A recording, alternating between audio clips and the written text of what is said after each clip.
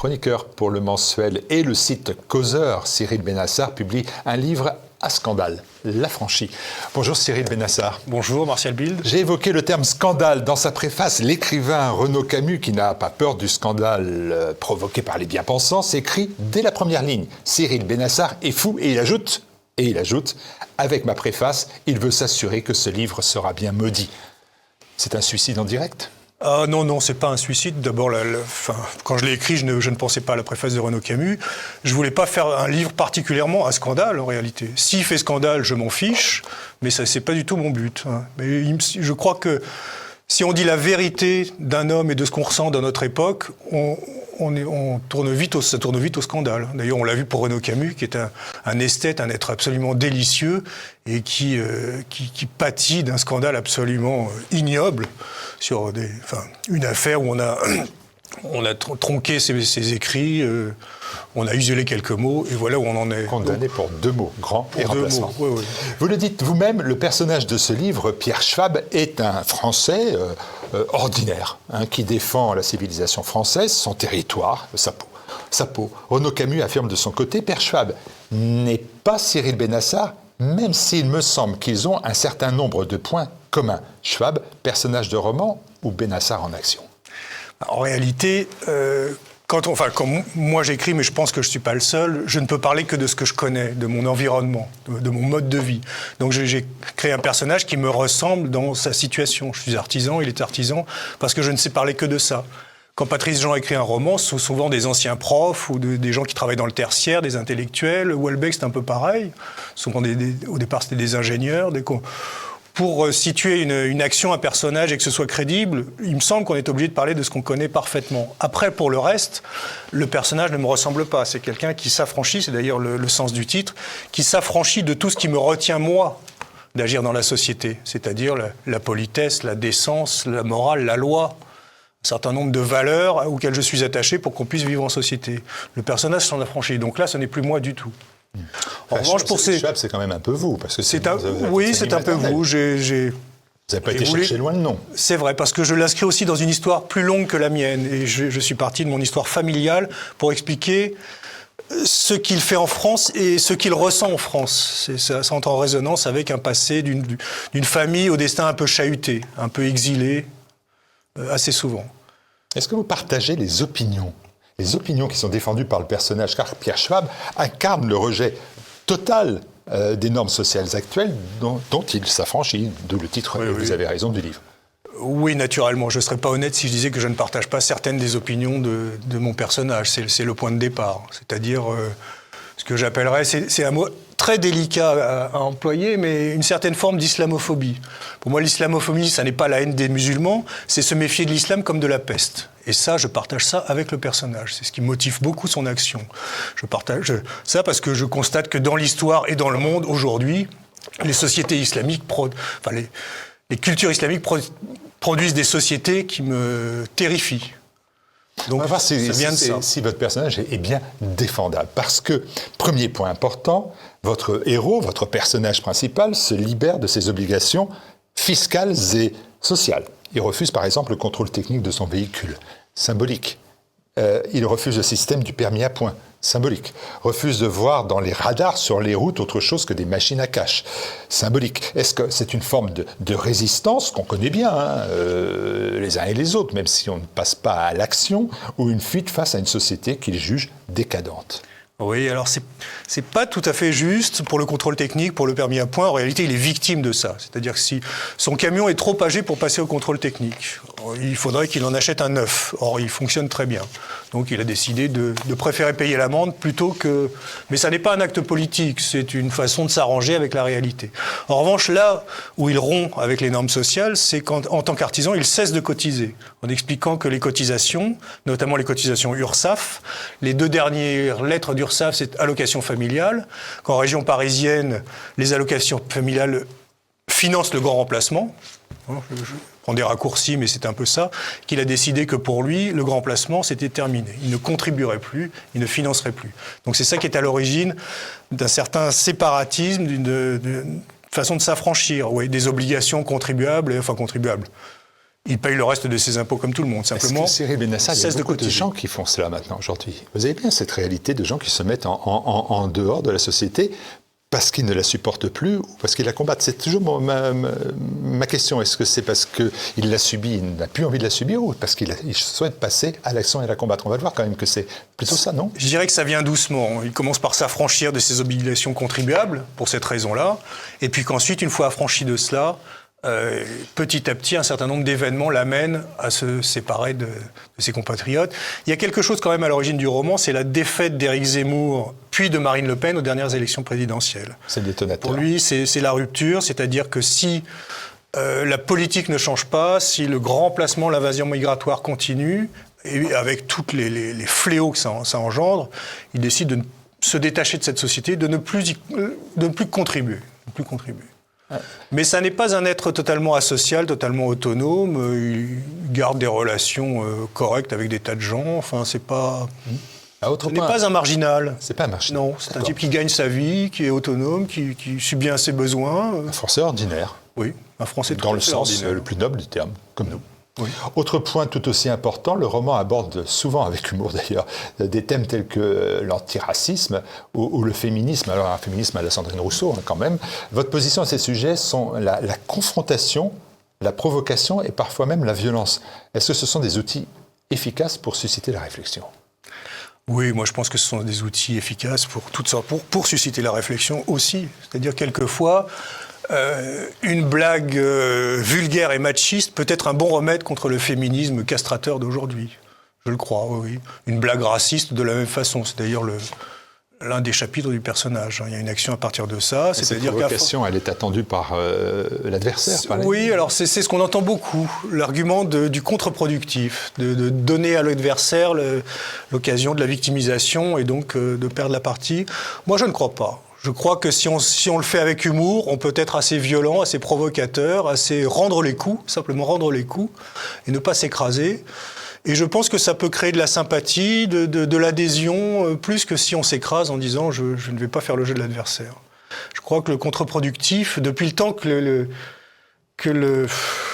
l'invasion migratoire a commencé et puis qu'elle continue, tout ce qu'on essaye de faire, tout ce qu'on nous parle du contre-productif, je ne vois pas contre quoi on a produit quoi que ce soit. Je ne suis pas très clair, je crois que je me suis un peu embrouillé. Non, c'est ça. Par contre, vous parliez d'humour, j'y suis très attaché. On me dit beaucoup que ce roman est drôle. Oui. Et c'est pour moi quelque chose qui me fait plaisir. Caustique, ouais, mais j'y suis attaché. Il voulait faire quelque chose de marrant. En réalité, à un moment, Renaud Camus le dit dans sa préface, que ça appréhende la réalité avec beaucoup plus d'acuité que 1000 essais sur la question. On a lu beaucoup d'essais sur le déclin français, qui sont parfois brillants, parfois très intéressants. J'ai ressenti une forme de lassitude, à toujours voir le même constat revenir, et puis pas tellement d'espoir, pas tellement d'humour, pas tellement de combat. Là, je suis content qu'on trouve ce livre drôle. Drôle et provocateur et scandaleux, l'affranchissement aux règles et aux normes sociales, il va très loin puisque votre personnage principal se fait activiste. Détournement de publicité pour justice pour Adama, alors là c'est un passage caustique et drôle, incendiaire en s'en prenant au chantier d'une école coranique et aussi meurtrier, certes d'une crapule ignoble, mais meurtrier quand même. Et on pense au personnage de la série Dexter qui tue sans remords, mais avec la conscience du devoir accompli contre des criminels impunis. Mmh. Alors, pour la dernière partie, pour l'aspect meurtrier, non, pour moi, c'est pas Dexter. Parce que Dexter est au départ un assassin, un serial killer, qui ensuite, je ne sais plus, je me souviens pas vraiment de la série, mais il me semble que, je ne sais pas comment, il se retrouve vengeur, en réalité. Mon personnage, c'est plus Charles Bronson dans Un justicier dans la ville. Je ne sais pas si vous vous souvenez de ce film. C'est un architecte, quelqu'un d'extrêmement pacifiste, très humain, très généreux, très gentil. Et puis sa femme et sa fille sont victimes de crapules. Et il devient un vengeur. Je crois que mon personnage est un type qui est totalement innocent, au sens camusien du terme, qui ne cherche pas à nuire aux autres, au départ de sa trajectoire, et puis qui finit par commettre un meurtre par simple esprit de vengeance. C'est un vengeur, mais ça n'est pas un assassin. Il devient meurtrier par la force des choses, oui, les circonstances ont fait de lui un meurtrier. Mais est-ce qu'on dirait que pendant l'occupation, des résistants étaient des assassins ? Je ne crois pas. Ils étaient poussés au meurtre et puis ensuite ils ont retrouvé une vie d'hommes honnêtes, normal, loin du crime, loin de la nocence. Cela veut dire qu'il fait son devoir, alors? Il fait ce qui lui semble être. Ça peut être en quoi ça peut être scandaleux, ce que vous dites? Oui. C'est une conception de l'autodéfense, qui peut être effectivement contestée. Maintenant, ça se passe quand même dans le contexte d'une société où, précisément, c'est un assassin qui est resté totalement impuni. Et je crois que quelquefois, nous sommes... En réalité, ce n'est pas tant des positions politiques que je défends dans ce livre, c'est simplement quelqu'un qui s'affranchit de ce qui nous retient, nous. C'est-à-dire qu'effectivement, on a tous conscience que si tout le monde se met à se défendre lui-même à coups de pistolet, ça devient le Far West, et c'est une société totalement invivable. C'est vrai. C'est vrai dans le principe, dans le cadre. Maintenant, il y a certaines circonstances dans lesquelles ce personnage s'affranchit de ça. Cyril Benassar. Maintenant, je suis loin de commettre un meurtre, j'en ai jamais eu l'idée, et c'est très loin de moi. C'est exactement ma question, figurez-vous. Père Chave est-il vraiment la projection de votre propre désir de rupture totale, définitive, irrémédiable avec le système, ou bien un personnage que vous avez volontairement passé à l'extrême pour provoquer le lecteur, pour me provoquer moi, le lecteur? Je dirais que c'est un peu les deux. Peut-être pas un désir, mais peut-être un fantasme. Et je crois qu'on a tous quelquefois le fantasme de se libérer de ce qui nous empêche de nous défendre face à ce qu'on appelle les incivilités, face à une justice laxiste, face à un certain nombre d'agressions qu'on subit tout le temps. On a envie de se défendre, quelquefois avec violence, avec provocation, et puis comme on est des gens délicats, polis, civilisés, on compte sur la loi pour nous défendre, Souvent, on est gêné par quelqu'un dans le métro qui a une musique forte, qui parle fort, et puis on s'écrase, on souffre en silence. Le personnage décide de ne plus souffrir en silence. Il affronte les choses, les gens qu'il gêne. Je crois que c'est un fantasme qui nous traverse tous. Enfin, en réalité, qui me traverse moi, certainement. Mais ça n'est pas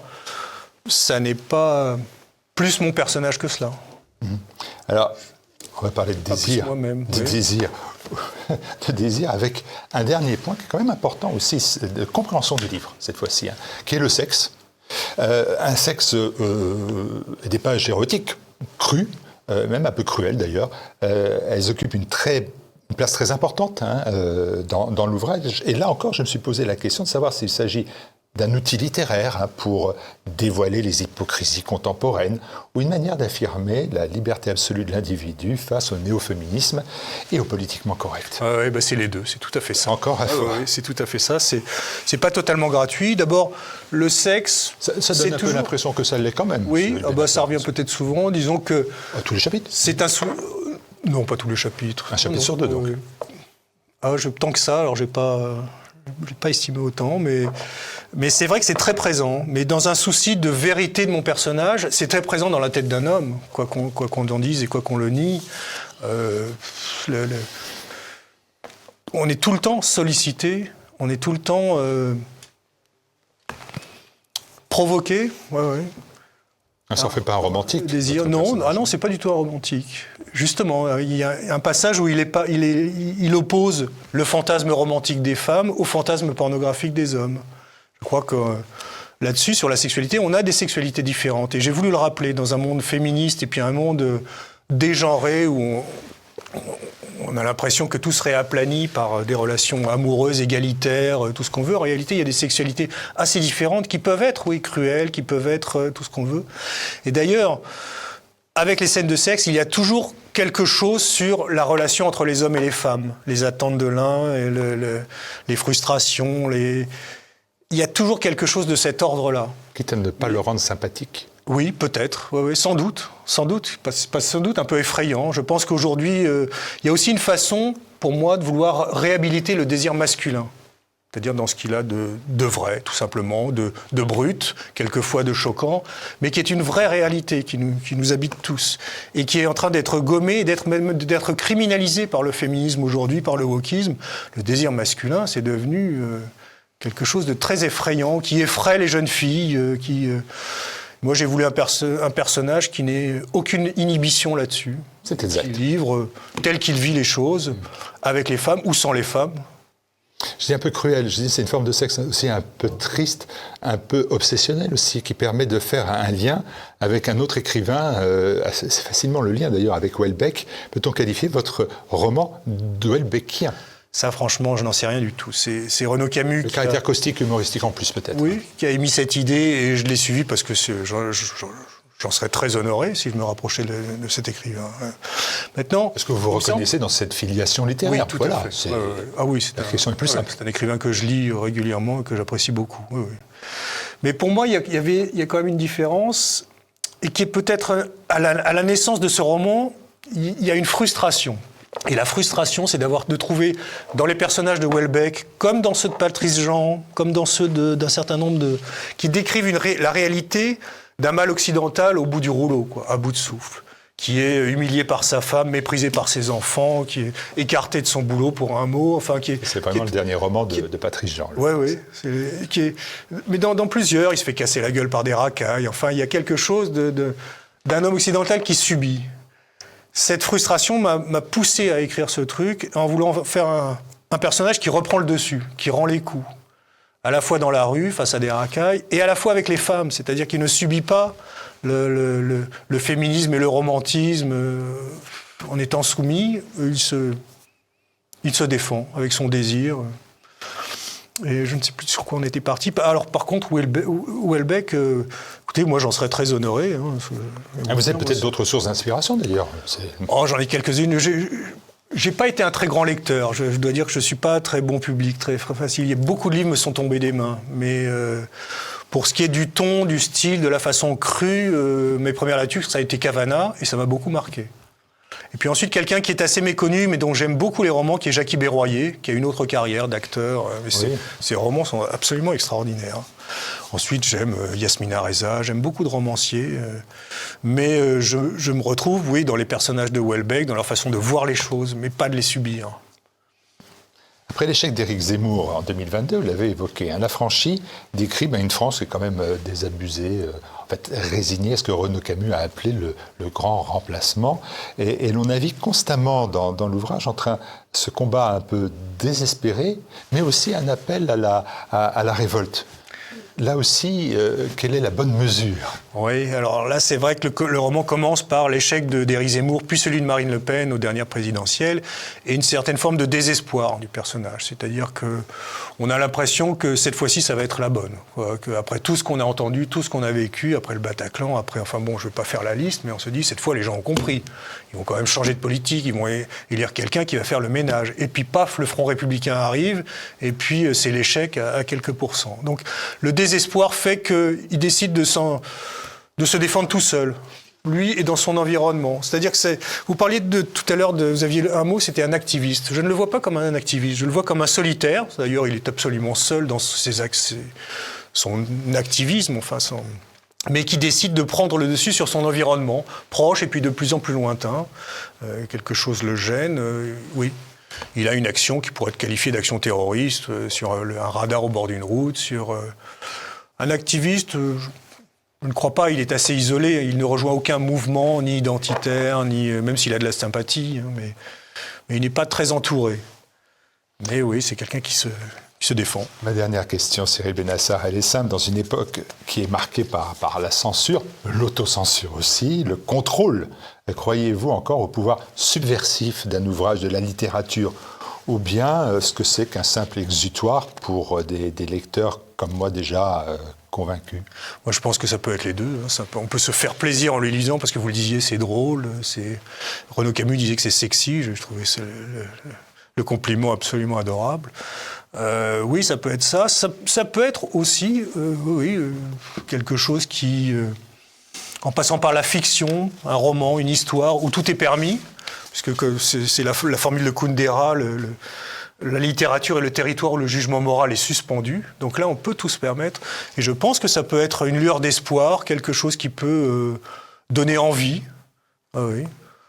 d'agir, de s'épanouir, de se défendre, quand la politique nous désespère. Je veux inviter nos téléspectateurs à découvrir cet ouvrage, L'Affranchi, Cyril Benassar, aux éditions Périphériques, qui est en vente sur le site tvl.fr, à la boutique TVL. J'espère que maintenant, chacun connaît le chemin pour se rendre à la boutique de TVL sur Internet.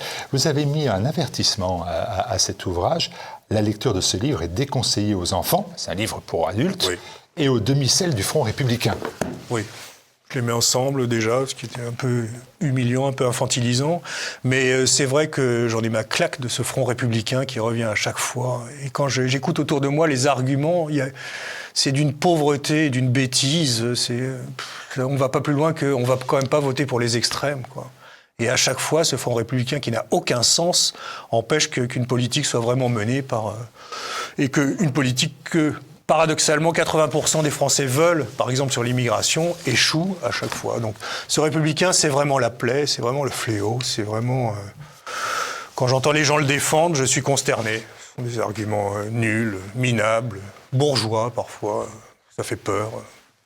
Ça fait peur les extrêmes. Donc on se Cyril Benassar, c'est quand même quelle évolution, quelle évolution. On a un artisan un peu de gauche quand même. Hein. Même oui. Dans ces références que vous donnez, vous restez marqué par cette empreinte-là. Et aujourd'hui, on vous trouve écrivain, éditorialiste bien sûr, et journaliste pour Causeur, écrivain et tenant ce propos-là. Mm-hmm. Quelle évolution, oui, quelle effrayante évolution. Ou pas?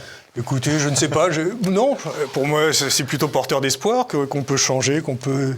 Disons que j'ai eu une jeunesse gauchiste et libertaire parce que je suis né dans mon époque, je crois, plus qu'autre chose. Quel regard vous avez? Vous êtes trompé? Non, je ne crois pas que je me sois trompé. Je crois qu'à l'époque, j'avais un idéal libertaire que je n'ai pas perdu d'ailleurs. Le rêve d'une société harmonieuse dans laquelle on aurait moins besoin de police, moins besoin de répression. C'est d'ailleurs la société d'où on vient. Quand on regarde il y a 40, 50, 60 ans, les anecdotes sont nombreuses. On pouvait laisser sa voiture ouverte, on pouvait laisser... Voilà, c'est fini, c'est terminé. Donc...